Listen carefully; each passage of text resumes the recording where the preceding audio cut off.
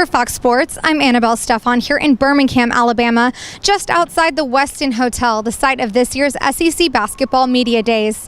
We had a chance to hear from Ole Miss head coach Andy Kennedy, and a lot of the questions were surrounding the suspension of star player Marshall Henderson.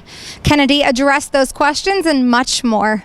You know, it's odd for me personally, October 15th, forever and ever, culminates with the start of college basketball season. We've obviously been going at it for a couple of weeks now, which has been advantageous for us because I'm trying to incorporate a number of new guys. It's a little odd, though, because we've kind of hit a little bit of a wall. The grind has got us. And I started looking up and thinking normally after about 2 weeks, you know, you're preparing for an exhibition game. You're going to have the opportunity to play someone else. Maybe we need that. We're still a week or so away. But I've been really pleased with the approach.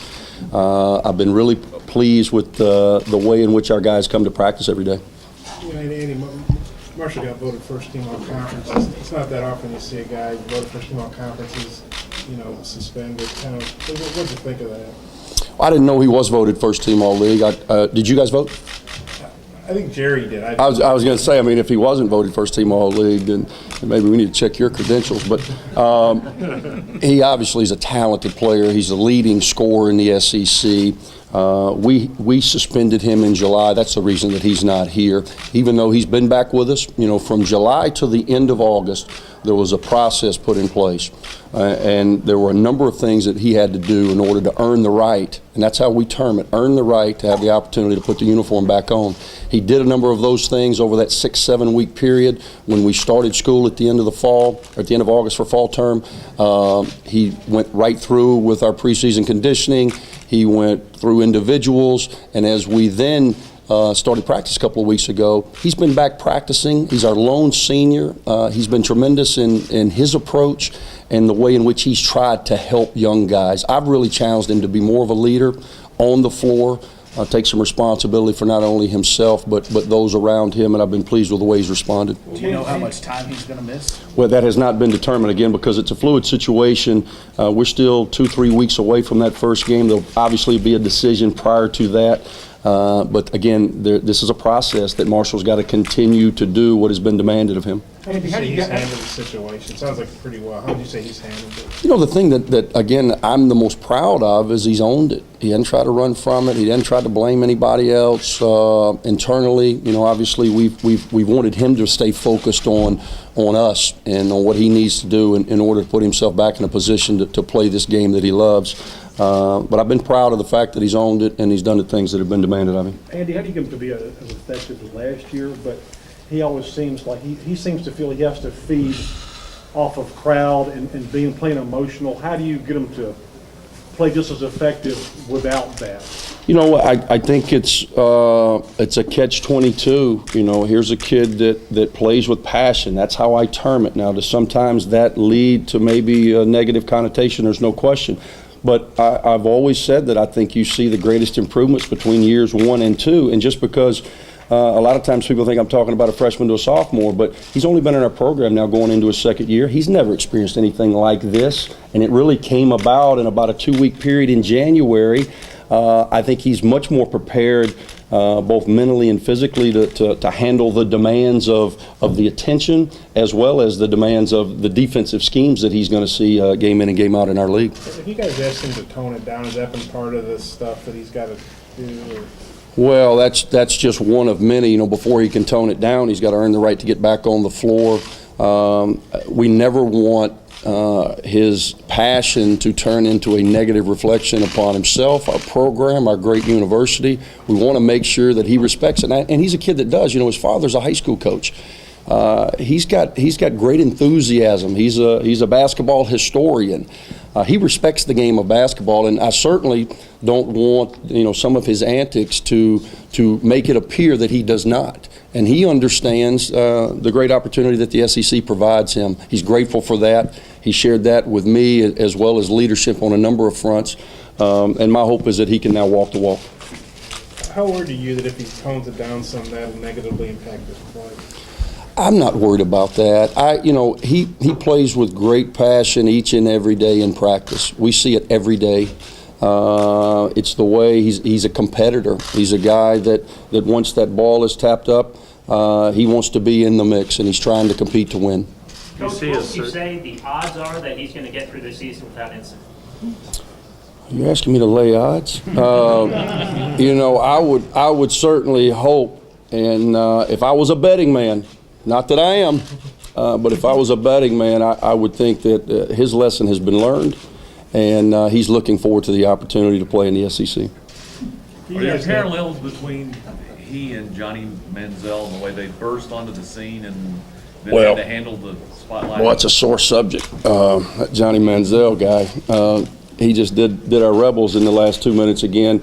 I hope that he can have half the success that Johnny Manziel has as a player. I do think because they're somewhat free-spirited, that they enjoy life, and that they're certainly guys that bring a lot of passion to their sport. It's an inevitable comparison.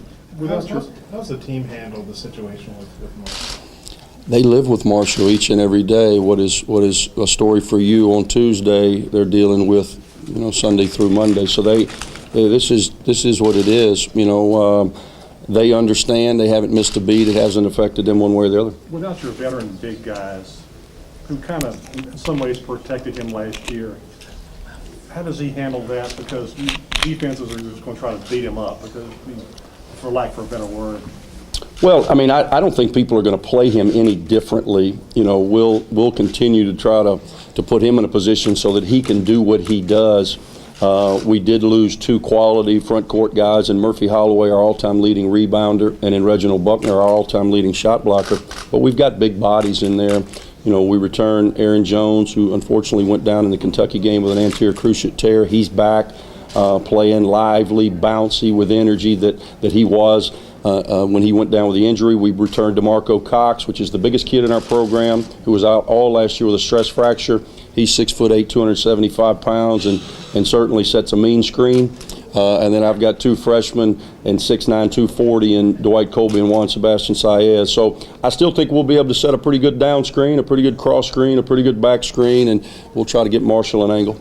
Andy, can you talk about the fact that the SEC basketball tournament is going to be in Nashville after this year for 9 out of the next 12? I think it's about the 1,500th thing that our commissioner has done that has been absolutely right. I think it's great to have a central location. Atlanta has been great to the league, but when you take it to a place that people know each and every year, here's where the tournament's going to be. Nashville's a great area and have done a great job of hosting the event. Why is that a good thing, Andy? Why is it good to have a familiar place that's sort of identified with it? I think, I had an opportunity to coach in the Big East, and every single year the Big East tournament's going to be in Madison Square Garden. Now, obviously, a lot of those things have changed just based on the landscape of college athletics. When you think of the ACC, you think of Greensboro, you think of North Carolina, you know where it's going to be. You don't have to worry about, well, it may be too far this year.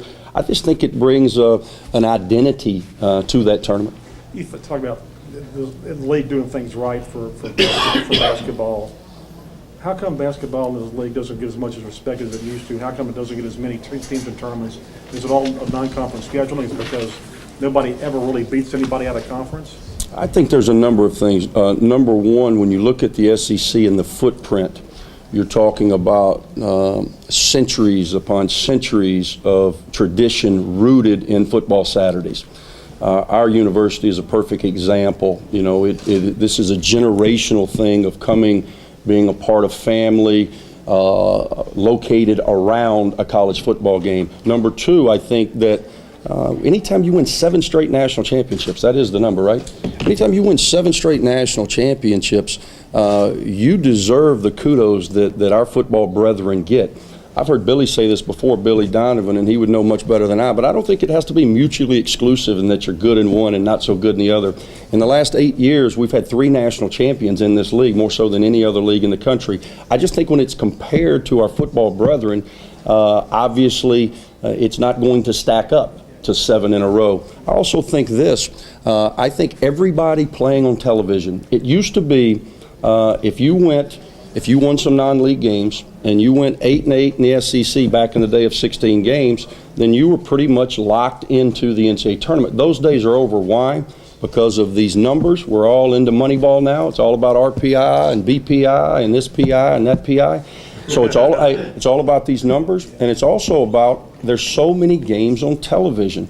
Everybody can see that, hey, VCU's a pretty good basketball team. Hey, this Gonzaga program is not so bad. That was not the case back 10, 15 years ago when it was common stance for a team that would go 500, not only in the SEC, but any BCS league, to automatically be assured a spot in the conference. Those days are over. With the season just around the corner, make sure to keep it right here at Fox Sports as we continue to bring you the latest on all things SEC basketball. Reporting from Birmingham, I'm Annabelle Stefan.